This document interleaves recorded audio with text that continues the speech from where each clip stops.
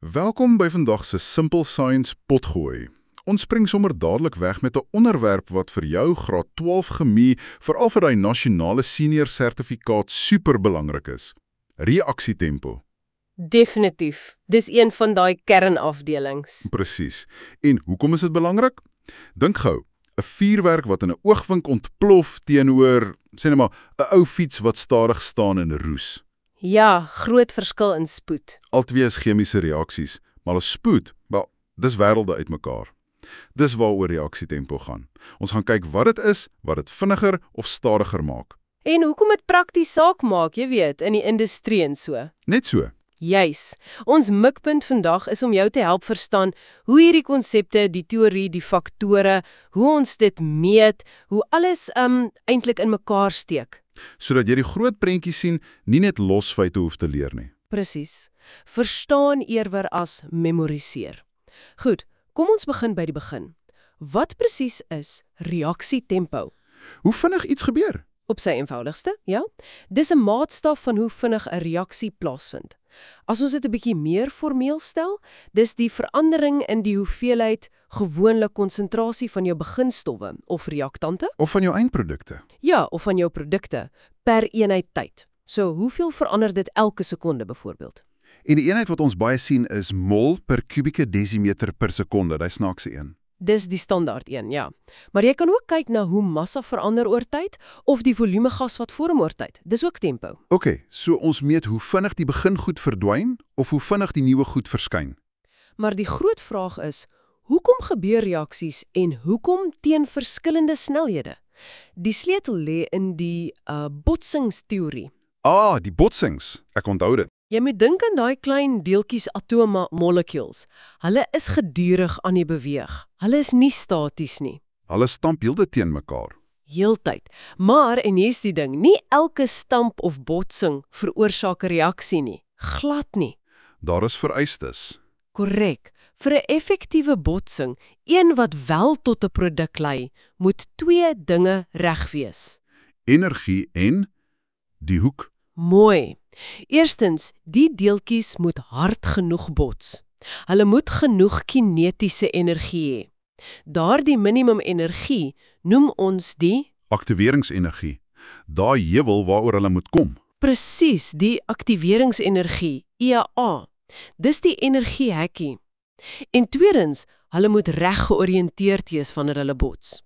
Die regte atome moet naby mekaar wees, op die regte manier gedraai. Soos 'n sleutel wat net reg in 'n slot pas. Dis 'n goeie analogie, ja. Energie alleen is nie genoeg nie. Die oriëntasie moet ook reg wees. En bo-op daai energieheuwel, daai oorgangspunt, het ons die geaktiveerde kompleks. Dis 'n baie onstabiele, kortstondige ding. En daai potensiële energiediagramme wys hierdie heuwel en ook of die reaksie hitte vrystel eksotermies of hitte inneem endotermies, né? Korrek, dit wys die hele energieprofiel van die reaksie. Goed, so as ons verstaan hoekom reaksies gebeur, hoe kan ons dan die spoed beheer? Wat maak 'n reaksie vinniger of stadiger? Daar was 5 hoofdinge. 5 hooffaktore, ja. Kom ons loop vinnig deur hulle. Eerstens, die aard van die reaktante. Party goed reageer net makliker as ander. Presies, party chemikalieë is inherënt meer reaktief. Magnesium met suur byvoorbeeld brys baie vinniger as sê maar koper met dieselfde suur.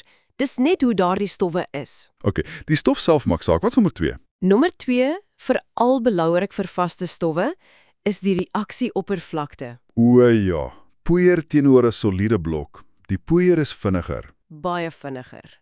Hoekom? Dink daaraan. Die poeier het baie meer deeltjies aan die buitekant blootgestel. Meer plek vir botsings om te gebeur. Net so. Groter oppervlak, meer blootgestelde deeltjies, meer gereelde effektiewe botsings per tydseenheid. Hoër tempo. Maak volkome sin. Derde faktor. Derdens, konsentrasie as jy met oplossings werk of druk as jy met gasse werk. So, hoe meer goed jy in dieselfde spasie indruk, Ja, hoër konsentrasie beteken meer deeltjies in dieselfde volume vloeistof. Hoër druk beteken meer gasdeeltjies in dieselfde houer. wat lei tot Meer botsings, meer gereelde botsings, ja. As daar meer deeltjies rondvlieg in dieselfde spasie, is die kans groter dat hulle mekaar gaan tref. So hoër tempo. logies En nommer 4 is seker temperatuur. Jy's reg, temperatuur, wat gebeur as jy goed warmer maak? Die deeltjies beweeg vinniger, meer energie. Presies. Hulle het hoër gemiddelde kinetiese energie. En dit het 2 groot gevolge vir die tempo. Eerstens, omdat hulle vinniger beweeg, bots hulle meer gereeld. OK, meer botsings. Maar dis nie al nie, tweedens, en dis eintlik die belangriker effek, 'n baie groter fraksie of persentasie van daardie deeltjies het nou genoeg energie gelyk aan of meer as die aktiveringsenergie. So meer gereelde botsings en 'n groter kans dat 'n botsing suksesvol sal wees. Jep, albei dra by tot 'n vinnige reaksie. Daai Maxwell-Boltzmann verspreidingskurwe wys mooi hoe die hele kurwe na regs skuif en platter word by hoër temperature, wat wys meer deeltjies het hoë energie. Goed, en die laaste een, die een wat soos doorkens klink. Die katalisator, ja, wat voel soms so. Wat doen dit nou weer presies? 'n Katalisator is 'n stof wat die reaksietempo verhoog, maar, en dis belangrik, dit word nie self permanent verbruik of verander in die reaksie nie.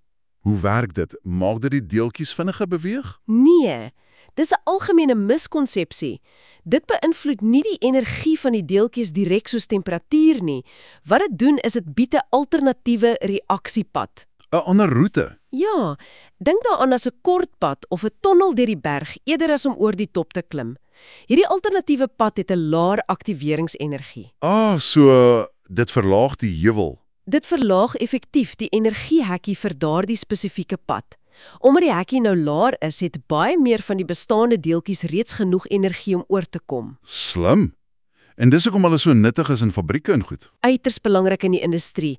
Dit laat reaksies vinniger gebeur, dikwels by laer temperature, wat energie en geld spaar. OK, dis die teorie agter dit alles.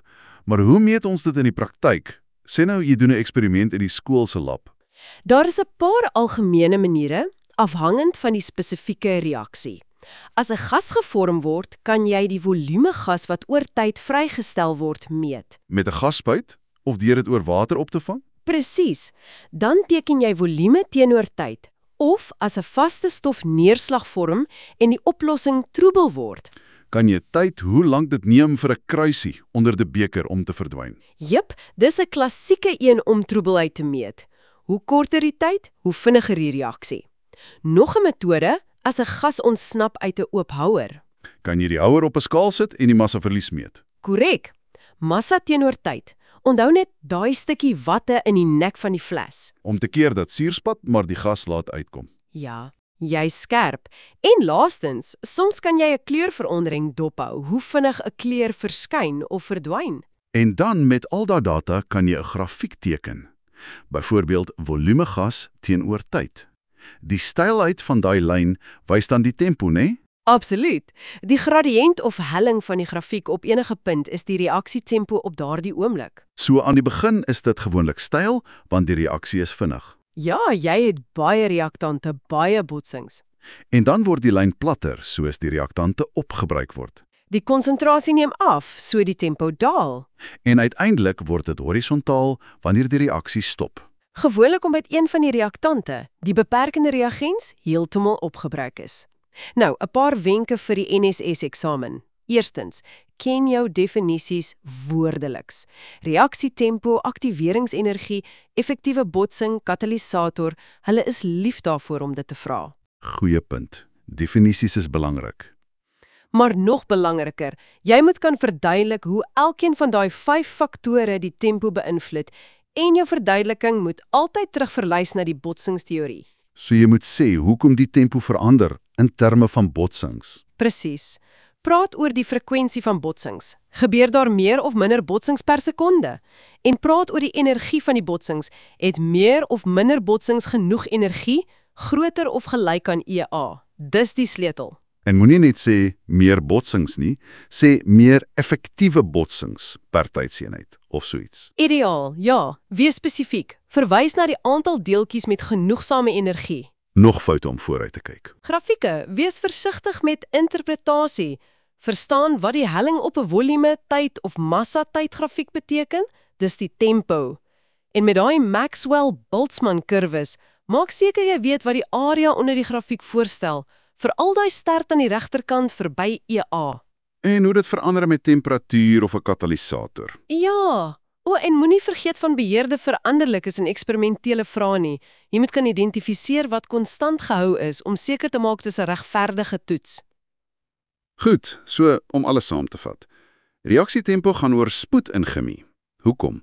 Die botsingsteorie verduidelik dat deeltjies moet reg bots met genoeg energie. En ons het 5 hoofknoppe om daai spoed te draai.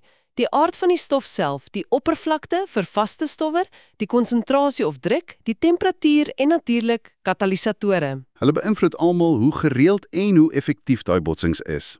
En as jy hierdie beginsels verstaan, het jy 'n baie goeie greep op hoe baie chemie in die regte wêreld werk, van proefbuise tot massiewe industriale prosesse. Definitief.